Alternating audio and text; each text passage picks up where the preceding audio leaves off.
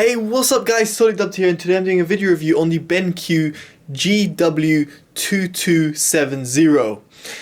Now this monitor is a 21.5 inch monitor. It is actually very cheap. It can be found for under £90 on Amazon.co.uk and for around $100 on Amazon USA. Links will be down in the description below in case you're interested. Now in terms of the specs, which you'll also find in that magic link in the description below, is the full specs of the BenQ. Now, as I said, it's a 21.5 inch monitor. It runs by 16:9 aspect ratio, has 1920x1080, which is full HD resolution. It runs on an AMVA Plus panel, which is LED, of course.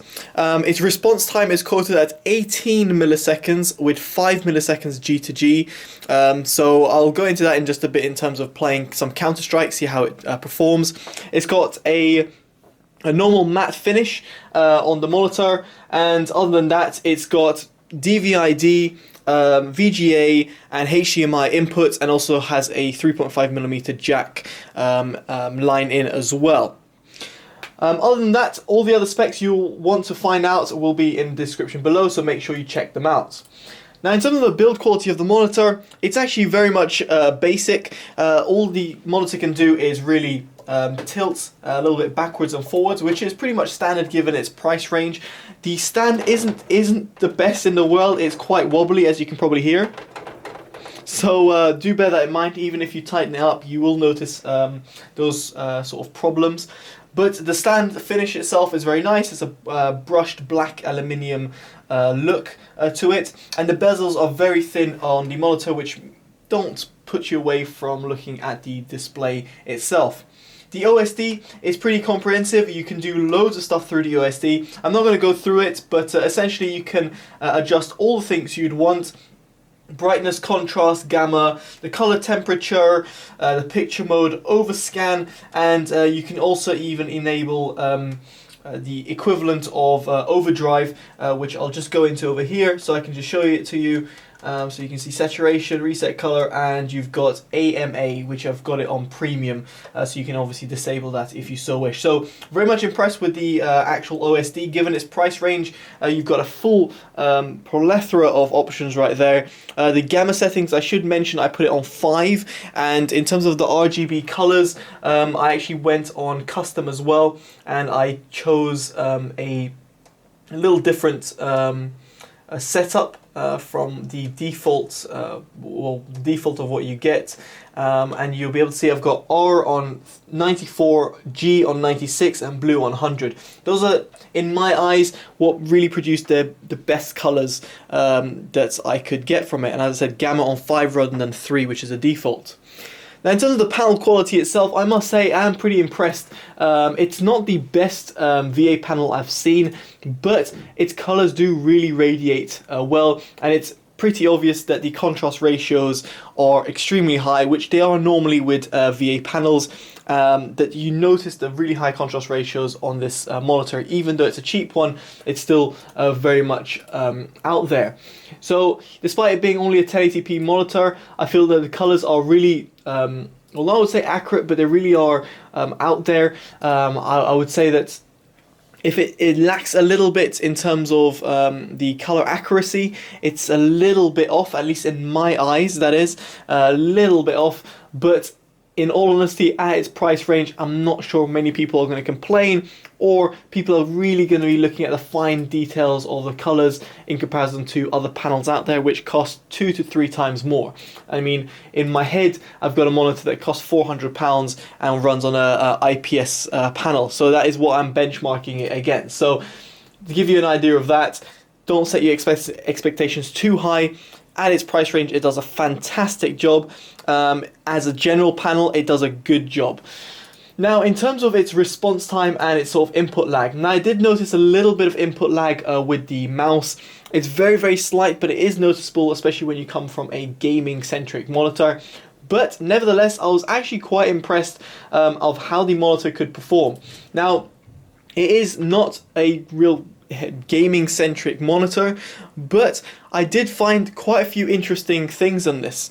First of all is the fact that this is a 60 Hz panel, yet I could overclock it to 85 Hz through NVIDIA's control panel. Very simple and very easy to do. Now the only problem is when I noticed when I overclocked it is the fact that I saw it having some sort of blurring issues when it comes to text. Now, guessing if you're going to be gaming competitively or you're going to be gaming quite a lot on this monitor, I don't think blurring of text is really going to bother you all that much, so it's something that I would pretty much suggest you doing. However, if it is gonna bother you, then obviously disable that, go back to 60 Hz. You do notice the blurring starting at 70 Hz, even more at 75, even more at 80, and a lot at 85, as I said, with text. When it comes to gaming, I didn't notice any problems in terms of the actual text because, well, to be quite honest, who reads text on games? But anyway, if you're going to be playing FPS games, for example, then you will notice in comparison to gaming-centric monitors that the response time is a little bit slow of the monitor. You can even tell it from the flip of my knife. You can see several iterations of that flip right there, and that is also due to the refresh rate of the monitor, which is right now running at 60. But in terms of the input lag, I didn't really notice that much input lag. It is there, as I said, but if you're going to be gaming on this monitor, which is £90, you can't really complain all that much.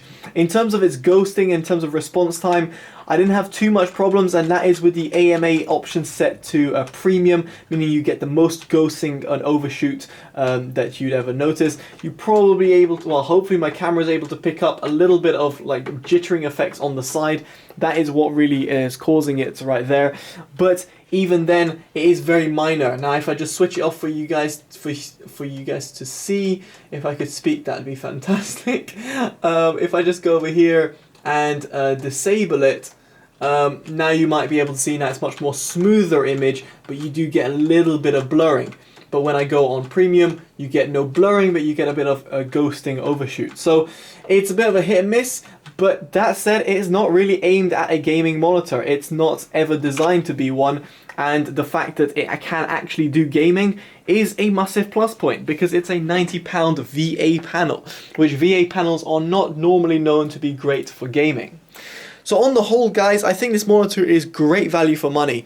For £90, you can't really go wrong.